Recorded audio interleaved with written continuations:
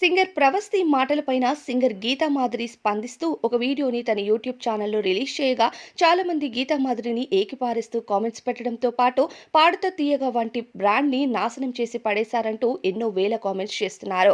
ప్రస్తుతం తన కెరియర్ పోయినా పర్వాలేదు, కానీ 'పాడుతా తీయగా' వంటి షోలో ఏం జరుగుతుందో చెప్పాలని ముందుకు ధైర్యంగా అడుగు వేసిన 'ప్రవస్తి'కి మేము స్ట్రాంగ్‌గా సపోర్ట్ చేస్తామంటూ కొన్ని కామెంట్స్ చేస్తున్నారు నెటిజన్లు. అయితే గత కొద్ది రోజులుగా సింగర్ సునీత, సింగర్ 'ప్రవస్తి' అలానే కీరవాణి గారి మధ్య జరుగుతున్న వివాదాలు సోషల్ మీడియాలో ఎంతగా వైరల్ అయ్యాయో అందరికీ తెలిసిందే.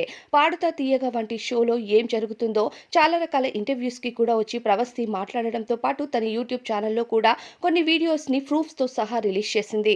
దీనితో ఇక సింగర్ గీతా మాధురి ప్రస్తుతం ఈ మాటలన్నిటిపైన స్పందిస్తూ "నువ్వు ఒక రియాలిటీ షోలో ఎంతగా స్ట్రెస్ తీసుకున్నావో అందరికీ అర్థమవుతుంది.